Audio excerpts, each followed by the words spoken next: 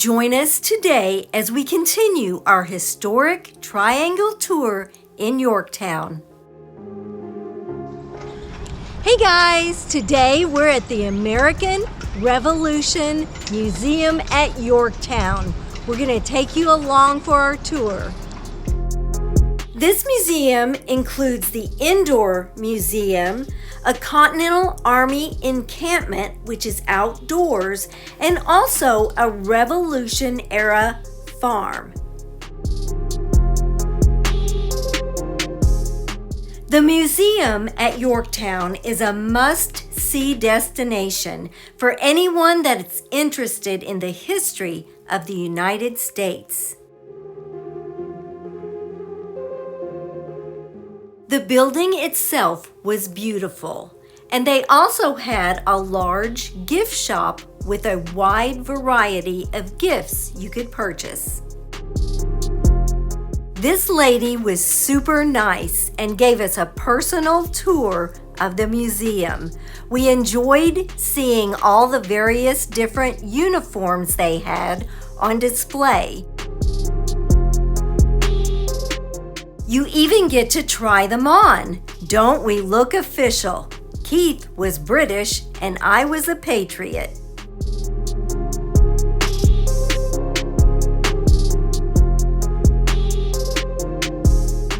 As you walk down the hallway, they have a timeline of events that happened from 1750 all the way to 1794.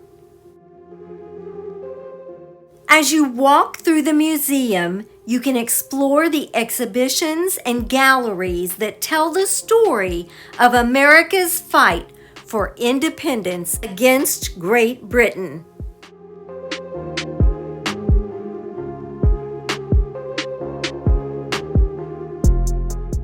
Ladies and gentlemen, gather round as I present to you the story of our revolution as you have never heard it before. I was there at the beginning of the violence, at the massacre in Boston. It's the determination of those who fall on both sides made it clear to me. This was not just a rebellion. This was a revolution that would change the world.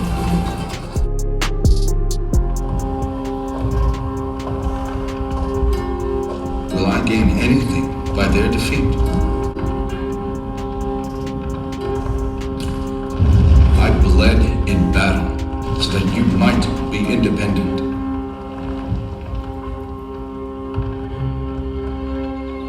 Our voice and our votes will be ours. It was a great realization. It is here where our story begins. For a country founded on individual freedom and the consent of the governed is truly a revolutionary one. A revolution worth fighting for. One that is ours to carry on. As you walk through the exhibits and galleries inside the museum, you could literally spend hours. There are various films that you can watch scattered about throughout the museum so that you can learn more of what happened there.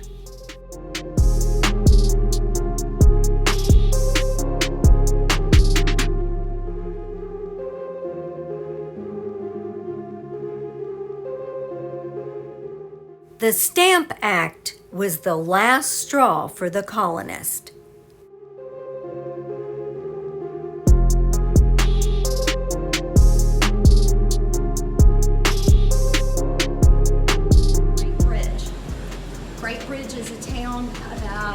South of here. I used to live there, and there's a small bridge that goes over a water canal, and that area leads into Portsmouth and Norfolk, which were ports, and this is where the British would bring in their soldiers, where they would bring in their supplies to help their end. A lot of people think that's when the war ended. No, that's when it started. So the first part of it is he talked about our ideals and what we believed in. You know, all men are created to be part, or all the grievances. These are all the things that we're not happy with, and the things that you have done to us and that we think are so wrong. And finally, at the end, we're declaring war. Seeing all of these historical artifacts was really neat, but I think our favorite part of the museum was actually outside, the living history part, that we could see the encampment, see artillery demonstrations, and see the farm, what it was like.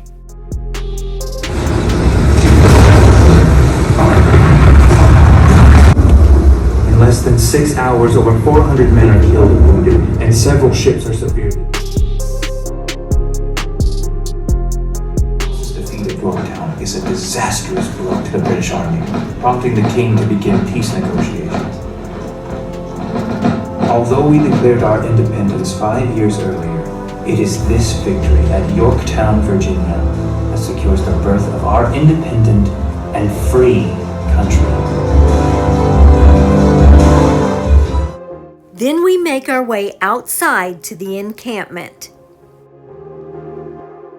These are officers' tents here. They're from the upper class. They're going to bring servants or slaves from home to do the cooking and laundry for them. They're showing their place in society while they're here. They're allowed some space in the baggage train, so they have some personal furniture from home they'll bring.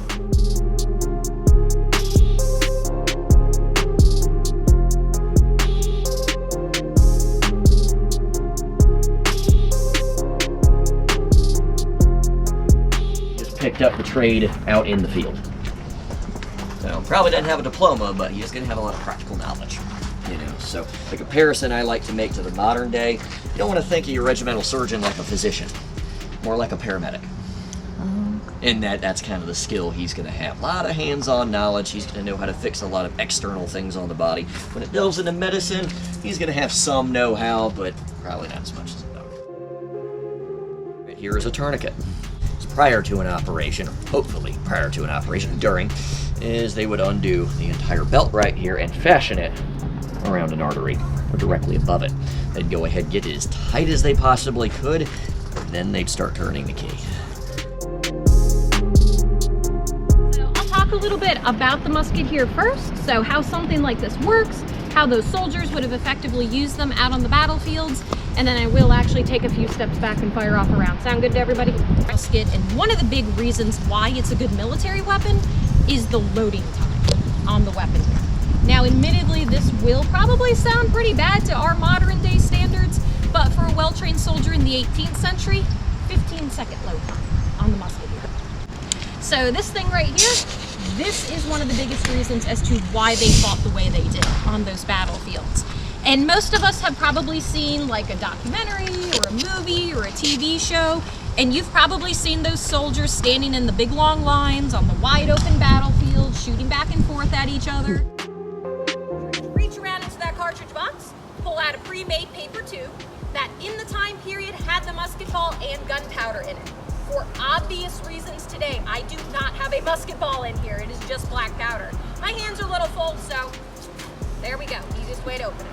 Prime, pour some of that powder into the pan, shut pan, charge with cartridge. Everything else goes down the barrel, just like that. And again, no rifling that I need to work everything through. Draw rammer, ram down cartridge. That just sets everything down at the bottom, at the breech of the barrel for me. Return rammer, don't shoot that down the battlefield. I need that. Shoulder fire lock is the visual. And this is showing the officers the weapon is loaded, ready to be fired. And you do wait for the officer's commands before you pull the trigger as well. So if you do want to cover your ears, now is a good time to go ahead and do so. I do have 3 more commands to give, however, okay? Make ready. Take aim. Fire.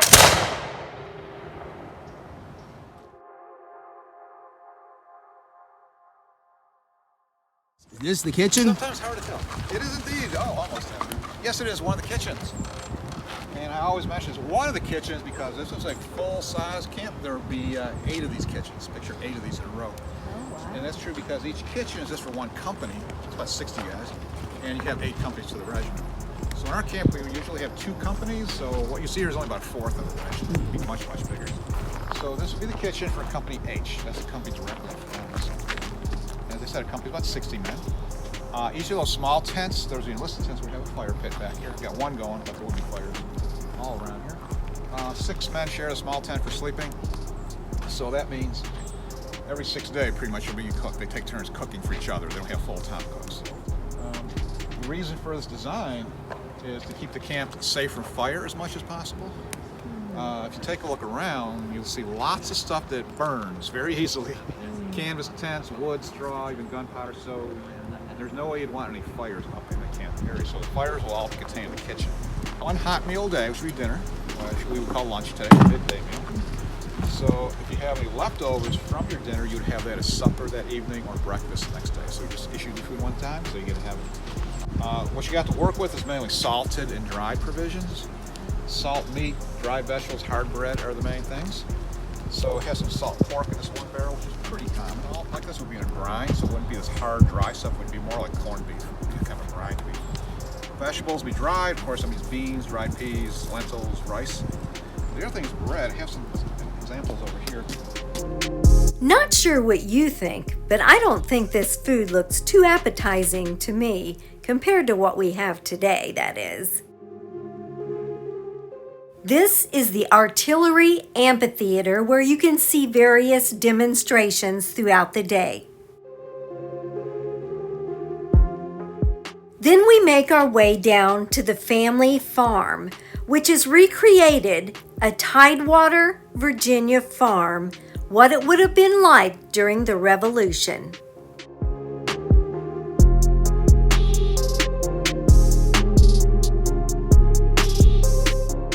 This would have been the main house, which was 2 rooms. The staircase leads up to a loft where the children would sleep. And this is the front room where they had their kitchen table, their loom, and different things. And then the other room is the parents' bedroom. This is how a middle-class family would have lived in Virginia back then. Table to the center of the room, might do that again at supper time, but when not in use, you'll kind of push it to the side. But the whole farm is open to y'all. We have a kitchen next door. There's a kitchen garden you're more than welcome to go through. There's a tool shed, enslaved people's quarters with an attached garden, and then a tobacco house in the back. And this time of year, there would be no tobacco in it, but we leave what we grew last year up year round so people can see it. So you'll see that in there, and we're happy to answer any questions you might have.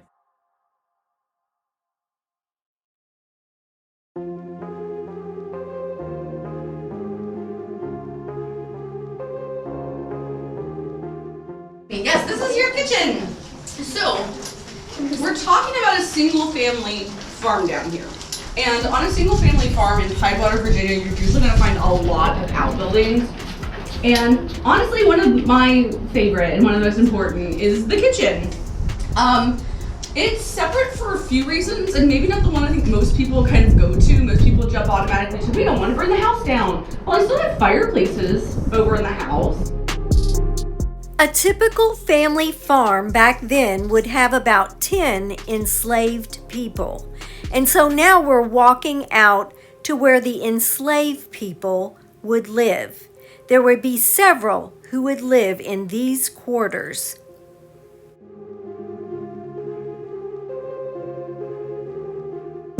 One thing we really didn't like is that nothing was marked. So we really didn't know what everything was. We had to ask.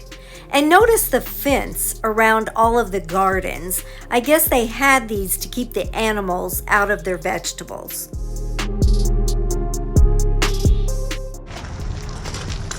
And there's tobacco hanging in the barn.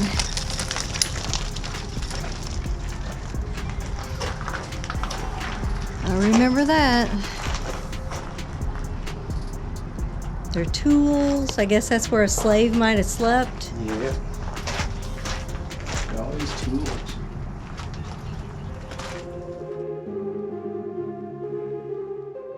This was such an interesting place to visit. If you're ever in Yorktown, we highly recommend visiting the American Revolution Museum. There was an interesting display inside the museum that you could write your own messages, and we even got to write ours. God bless America. If you'd like to see more of our videos, click the video that just popped up on your screen.